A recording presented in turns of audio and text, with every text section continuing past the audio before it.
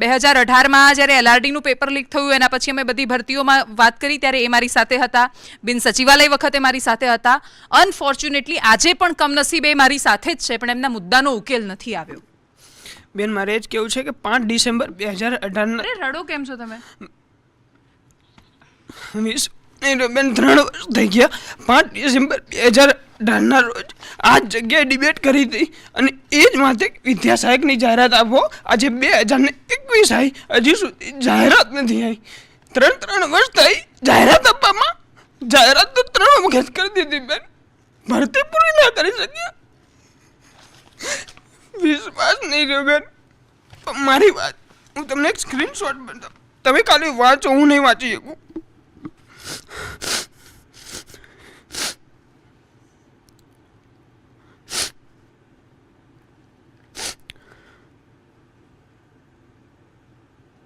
શેનો સ્ક્રીનશોટ છે?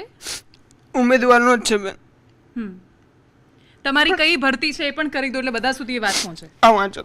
અચ્છા, વિદ્યા સહાયકની બેન કે 5 ડિસેમ્બર 2018 રોજ અહીંયા અગર LRDનું પેપર ફૂટ્યું ને હું એ બાબતે થયેલ તો વિદ્યા સહાયકની જાહેરાત આપો. અને આજે બી આ પેપર જ ફૂટ્યું છે, હું એ જ બાબતે આવ્યો છું કે વિદ્યા સહાયકની જાહેરાત આપો. સરકાર 3 વર્ષ ના હોય, તમે ચૂંટણીઓ નિયમિત કરી નાખો છો.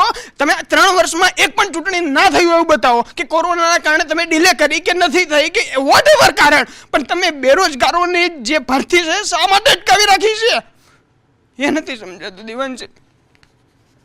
અચ્છા, એમણે મને જે સ્ક્રીનશોટ આપ્યો છે હું વાંચી રહી છું. એક ભાઈ કહી રહ્યા છે કે એમને કહી રહ્યા છે કે ભાઈ હવે તો જીવન જીવવા જેવું પણ નથી લાગતું. એટલે એમણે જવાબ આપ્યો કે હા બધું જ જાણું છું. એ કહે છે બસ એવો જ વિચાર આવ્યા કરે છે કે ભરતી ક્યારે થશે. અને એના પછી જે લખે છે બહુ જ પીડાદાયક છે. લખે છે કે ભાઈ મારા તો લગ્ન પણ તૂટી ગયા. હવે આશા છે, બાકી ઘણીવાર એમને જે વિચાર આવે છે મને બોલવું જ નથી એટલા માટે, કારણ કે મને ડર લાગે છે કે 1 લાખ ઉમેદવારોના આવા પ્રશ્નો, 1 લાખ ઉમેદવારો ખાલી, અને એના પરિવાર તો જુદા. આ સંવેદનશીલ સરકાર ખાલી બોર્ડ ઉપર ન થાય. ખરેખર સંવેદના હોય તો બતાવવી પડે. તમને મેં ઘણીવાર ગાંધીનગરમાં પણ જોયા છે. અરે બેન 3 વર્ષથી આ બાબત પાછળ જ પડ્યો. વિદ્યા સહાયકની જાહેરાત આપો. ગુજરાતના કોઈ ખૂણામાં બાકી નહીં રાખ્યા. સચિવાલયમાં અમે 50 થી પણ વધારે વખત જઈ ચૂક્યા છીએ. ચંપલ ઘસી ગયા બેન, પૈસા નથી પાકીટમાં, ગામમાંથી ઉછીના લઈને જઈએ. અને ગુજરાતના દરેકે ખૂણાથી એવા રજૂઆત કરવા માટે આવતા હોય તો એમની રજૂઆત ધ્યાનથી નથી સાંભળવામાં આવતી. બસ એક જ જવાબ સરકારમાંથી મળે છે, ટૂંક સમય અને થઈ જશે. આની કોઈ પર્ટિક્યુલર વ્યાખ્યા આપો કે ટૂંક સમય એટલે મહિનો કે 15 મહિના કે વર્ષ કે 2 વર્ષ કે 5 વર્ષ. મારી પાસે એમને પૂછવા કંઈ જ નથી. પણ શ્રદ્ધાબેન, હવે તમે મને કહો કે મને એકચ્યુઅલી ખબર જ નથી હું શું સવાલ કરું તમને. મારી પાસે કોઈ સવાલ નથી. તમારી પાસે કંઈક જવાબ હોય તો આપી દો, કારણ કે આ દરેક વખતનું છે.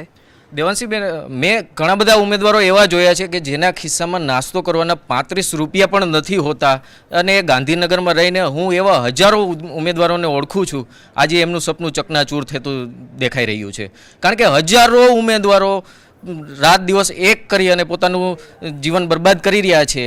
તો ખરેખર શું તમે ગેરંટી આપી શકશો? ભાજપના પ્રવક્તા અને કોંગ્રેસના પ્રવક્તા, કોંગ્રેસે ખાસ આમાં શીખવાની જરૂર છે કે એમને રોડ ઉપર ઉતરી અને આંદોલન કરવું જોઈએ. માત્ર સોશિયલ મીડિયા અને ટીવી ડિબેટ ઉપર વિરોધ દર્શાવી પોતાની હાજરી દર્શાવી ના જોઈએ. એને પોતાને રોડ ઉપર ઉતરવું જોઈએ અને જનતાની સમક્ષ સાચા મુદ્દાઓ લઈને આવવું જોઈએ. શ્રદ્ધાબેનને બાજુમાં મોટી સ્ક્રીનમાં બતાવો એકચ્યુઅલી, કારણ કે મારે એ બતાવવું છે.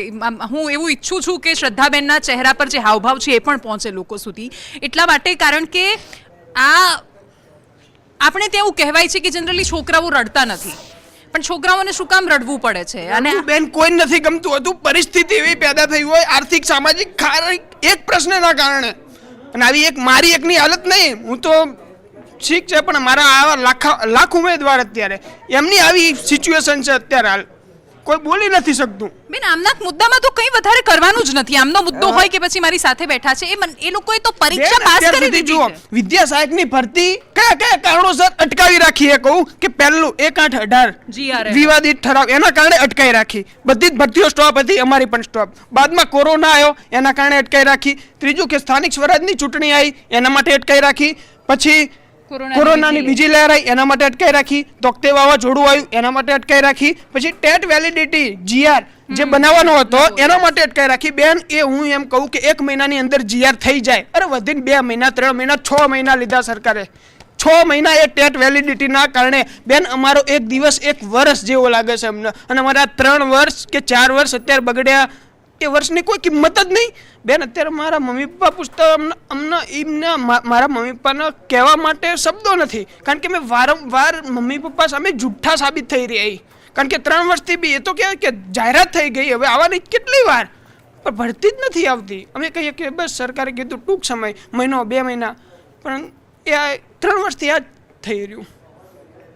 એટલે મમ્મી જીતુભાઈ વાઘાણીને આ સવાલ છે કે એક છોકરો એવું કહે છે કે મારા મા બાપને હવે મારા પર વિશ્વાસ નથી. શ્રદ્ધાબેન, મારી પાસે સવાલ નથી, 2 હાથ જોડીને વિનંતી છે કે કોઈ છોકરા આવી રીતે અમારા સ્ટુડિયોમાં આવીને રડે, બહુ થયું બેન, કંઈક દયા કરો આ લોકો પર. બેન, હું એ છોકરાની સંવેદના સાથે છું જ, અને એ રડી શકે છે, ઇમોશનલ છે, તો દરેક વ્યક્તિ ઇમોશનલ હોય છે, અને છોકરાઓ ના રડી શકે એવું ના હોય. સારું છે કે એમણે એમનું ઇમોશન છે એ વ્યક્ત કર્યું છે. દેવાંશીબેન, પહેલી વસ્તુ તો હું કહું છું કે લગભગ આ 168 હેડ ક્લાર્કની જગ્યા છે. જો હું આંકડામાં રોંગ ના હોઉં તો ટેટ ટાટની વિદ્યા સહાયકની વાત કરી રહ્યા છે બેન, હું એમના મુદ્દાની વાત કરી હું રહી એમના મુદ્દા ઉપર બી આવું છું. દેવાંશીબેન, સીધા એમના પર આવી જાવ ને.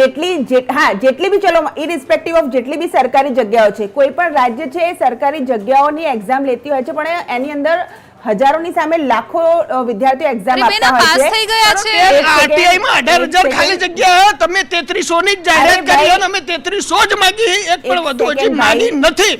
તમારામાં ત્રેવડ હોય તો 18,000 માંથી તમારા સામે ચાલીને કેવું પડે કે 3 વર્ષ અમે નથી કરી તો 6, 7 કે 8,000 તમે લો. ભાઈ, તમે માન્ય મંત્રીશ્રીને મળવા ગયા હતા ને? માન્ય વારંવાર જઈએ છીએ મંત્રીશ્રીને. મંત્રી બદલાઈ ગયા. ના, આ લોકો જીતુભાઈને મળીને આયા છે ને જીતુભાઈ એમને જવાબ આપ્યો છે. આયા છે નહીં, સાંભળો બેન, એની અંદર જે ટેટ ટાટની એક્ઝામ છે, માન્ય મંત્રીશ્રીએ બી એમને જવાબ આપ્યો છે. અને આ વિદ્યાર્થીઓ જોડે બી વાત થઈ છે કે 3% લગભગ, હું may be I was wrong or not, પણ 3% જે દિવ્યાંગ હોય છે એ લોકોનું રિઝર્વેશન હોય છે. આટલામાં કેટલી વાર દિવ્યાંગ, જો તમે ટેટ વેલિડિટીના GR માં 6 મહિના કાઢ્યા તો જો વિકલાંગના GR માં કેટલા મહિના કાઢશો? અમે એ કહી રહ્યા એ GAD નો પ્રશ્ન છે, બરોબર છે? એટલે એવું નથી કે તમારી પાસે તમારી જે વાત છે નથી થઈ માન્ય મંત્રી, એકબીજા ઉપર ખો આપી રહ્યા. આમાં ખો આપવાની વાત નથી ભાઈ, અને તમને રડવું આવે છે એ સંવેદના સાથે હું છું. આવી તો સંવેદનાઓ 3 વર્ષથી સાંભળી રહ્યા. એટલે શું એમને રડ્યા જ કરવાનું સંવેદના હું સાથે? એમને કોઈને બી રડવાનું નથી કહેતી, હું નથી ઈચ્છતી કે કોઈની આંખમાં આંસુ આવે. બિલકુલ. આ જીપીએસસી નો અમારી સાથે જે બીજા ભાઈ છે તો એમનો પણ એ જ પ્રશ્ન છે. એમનું પણ દરેક વખતે GAD પર ને ડિપાર્ટમેન્ટ ઓફ ટેકનિકલ એજ્યુકેશન કરશે. શરમ આવવી જોઈએ. જ્યારે એ છોકરાઓ પરીક્ષા પાસ થઈ ગયા છે, એમની પાસે બધા જ પરીક્ષા પાસ થયા પછી કેમ નોકરી ન મળે? એ સૌથી મોટો. દરેક વખતે તમે પ્રક્રિયાઓની આંટી ઘૂંટીના નામે કોઈનું જિંદગી, કોઈનું ભવિષ્ય બરબાદ ન કરી શકો. એક વ્યક્તિ જ્યારે ફોનમાં કહે છે ભાઈ મારા લગ્ન તૂટી ગયા, કોઈની જિંદગી સામાજિક રીતે, આર્થિક રીતે, બધી જ રીતે તમે બરબાદ કરી રહ્યા છો. આ છોકરાઓ અપેક્ષાની સાથે આવે છે દરેક વખતે અમારા સ્ટુડિયોમાં.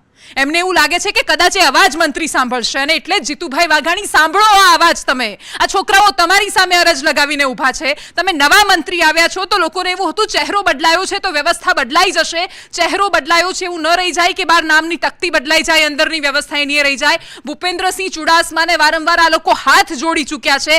તમારા શાસનમાં પણ જો એમણે આ જ કરવાનું હોય તો પછી એનો મતલબ શું છે? આ લોકો જે સવાલ પૂછે છે, ગુજરાતમાં 18,000 શિક્ષકોની જગ્યા ખાલી છે. બાળકોને ભણાવવા માટે કોઈ સરકારી શિક્ષક નથી. આપણે શિક્ષણ વ્યવસ્થાની મોટી વાતો કરીએ છીએ. આ વ્યક્તિ ટેટ પાસ કરીને પોતાની જાતની લાયકાતને સાબિત કર્યા પછી આજે આવી રીતે રડી રહ્યો છે. એને જવાબ તમારે આપવો પડશે.